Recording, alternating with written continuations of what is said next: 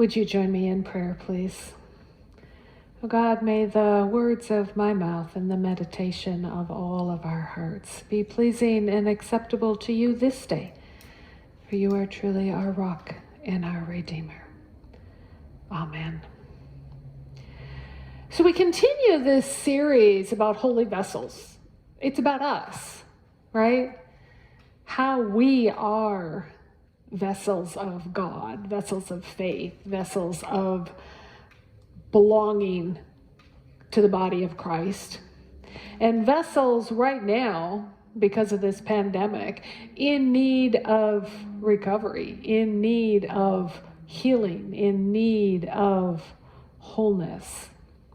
And so we're looking again at these healing stories in the Gospel of Matthew, just a couple of chapters and a couple of stories in particular. Today's Gospel reading is fairly short and tells quickly the story of three men who experience healing because of Jesus' presence with them. But where I want to go first is to ask you a question.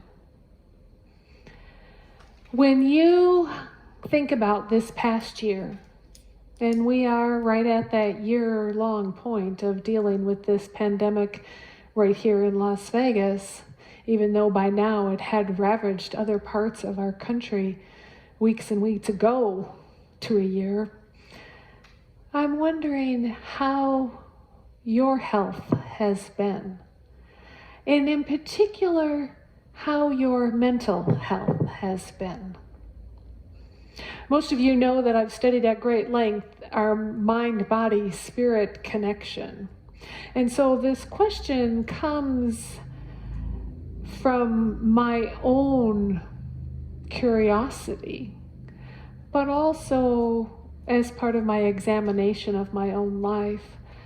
I think that very few of us have been able to move through this past year without some divergent pieces of our lives heading into depression. Now, I say that as part of my own journey, and I'm wondering if it is part of yours as well. Part of what I'm asking you to do is just to be truthful and kind of examine where you've been. And I may be way wrong about that, but I am being honest with myself. It's been a rough year. And as we become excited about vaccines coming on board to more and more people, as we become excited about here in Las Vegas, restaurants reopening and being able to gather with more people safely with masks on and still socially distanced, we find now that there are a whole nother depth of concerns. And one of those is struggling to re-engage with life. We've spent an entire year being separated, right?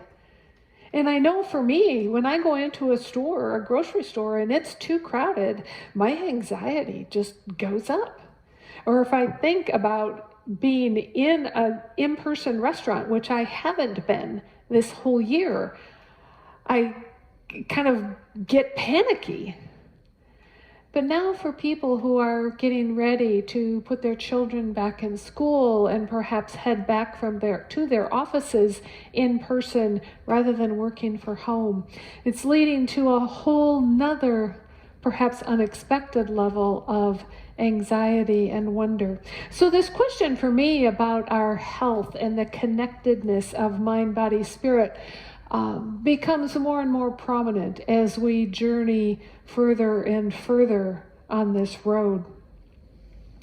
Our story today can have a response, I think, for us if we look at it. So part of the question for me, for us, is we have the story of these three people, two blind men, and then another man who has demons cast out of him and has been mute, begins to speak. And all of that's beautiful and wonderful, and these healing stories of Jesus are very important to us. But how do we get to the place of redemptive healing for us. These are nice stories from a long time ago. But what meaning do they bring to us today? Because I think it's important for us to, yes, learning the stories of Jesus is very, very important. But we have to make it applicable, right? We have to make it, in essence, be about us too. So I'm wondering how we might do that with this. I want to first point to the last line. Jesus, with the first two men, tells them, don't go tell anybody that I've healed you. But they went out and spread the news anyway. So there's some excitement about that. And for the second person, they said that the crowds were amazed. And then it said that never has anything like this been seen in Israel. So we look at things in this world and we have a bent, and I've talked about this many times, a bent toward the negative, right? So my mind, when I think about people were amazed, why were they amazed? Was it something good or was it something bad? I look at this pandemic and I can see example of both. And I think it's important to name that. But for right now, I want to look at just one particular story about the negative, because it certainly amazed me in a really bad way. On the news this week, there's a story about a woman who received a mammogram, got her test results back, and everything was peachy keen and fine. Until it wasn't. She found out through a series of events and being ill that she indeed was not fine, that she did indeed have cancer. And all of that is traumatic enough. Yes. But what happened is that the company, the hospital and the company working with her on all of this falsified her records and then tried to cover it up. Now, I don't know about you, but that amazes me, that someone would take a human life and devalue it to such a place for what I am assuming is profit for somebody else, right?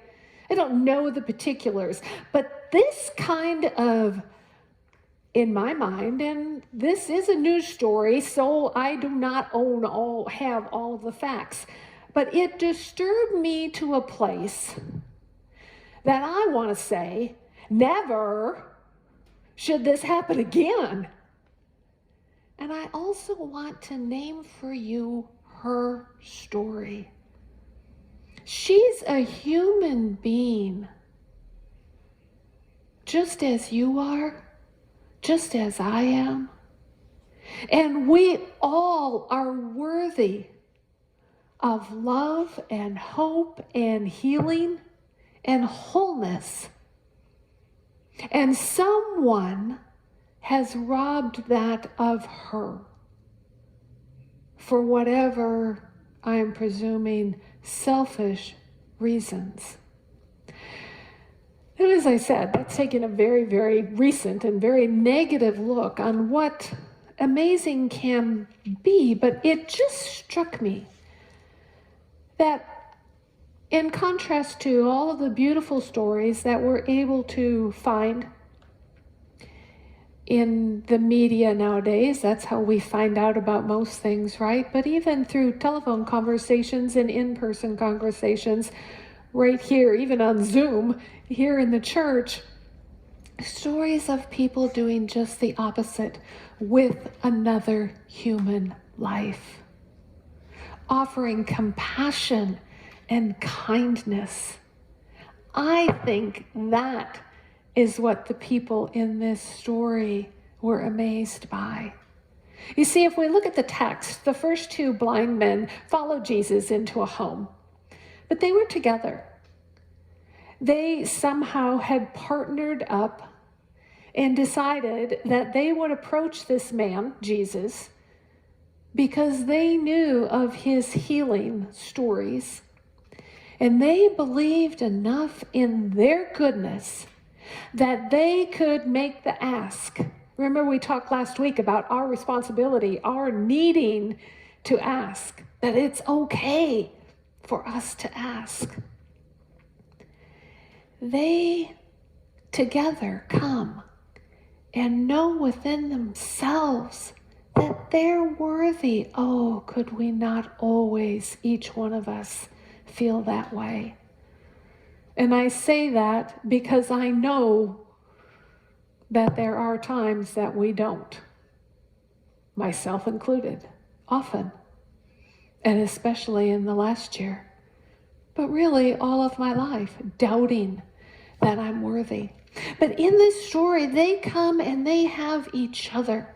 So they're sharing something about the importance of being in community right there, standing with somebody, whether they have the same issue or problem that you do or not.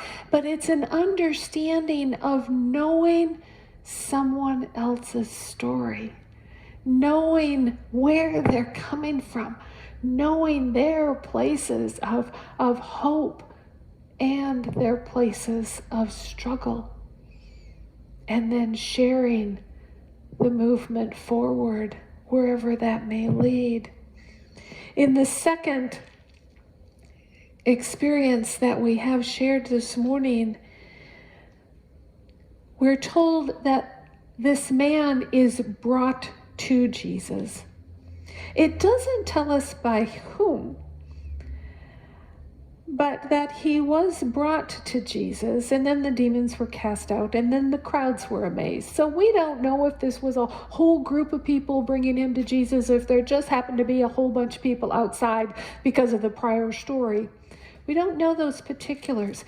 But again, I want to lift up how we think sometimes our actions or words or relationships or offerings to somebody may be insignificant. And I want to say they aren't. They're always important. They're always significant. Someone had enough compassion for this man. And we don't know his particular issues with the demons. We only know that he could not speak. But the important thing to note is that he was valued by others. And again, we have lost over time, not just with this pandemic, a whole part, I think, of our soul in oftentimes what we see on TV and the news, the devaluing of human life, that we're going to exclude and push away instead of include and welcome, so that someone may be heard and seen and valued. I think this is so extremely important for us now, going into the days that are ahead, trying to move past or through whatever else this pandemic will hold us to be able to find within ourselves that kind of compassion, to find within ourselves that kindness. It's that kindness that I believe, as I said a little earlier, is what amazed this crowd. It's like, oh my gosh, it makes me cry to think that could it be that each one of us might have someone help us know that we are worthy of this connection, that you are worthy of this great love. That is what I think this crowd was amazed by. Oh, yes, the healing, of course, certainly. But there's something deeper here. I asked you earlier, what is the redemption healing, the redemptive story of healing for us? And I think that's where it is. How do we turn this pandemic into something that is moving all of us toward wholeness? How do we do that? How do we make that an important part of our story? What is your story of this pandemic? How have you been? I would be curious to know, and you're welcome to email me or call and share. But I want to know what your story is, and what I want more than anything is for you to decide what your story is, to think about it. Don't just pass it off as something that's unimportant. All of this tells us that story is important. So how will we live and learn and grow from the individual parts of our lives to the corporate responses? Our mind, body, spirit is connected together, and so are our stories with our community and with the world. Jesus invites us to a movement of wholeness and healing.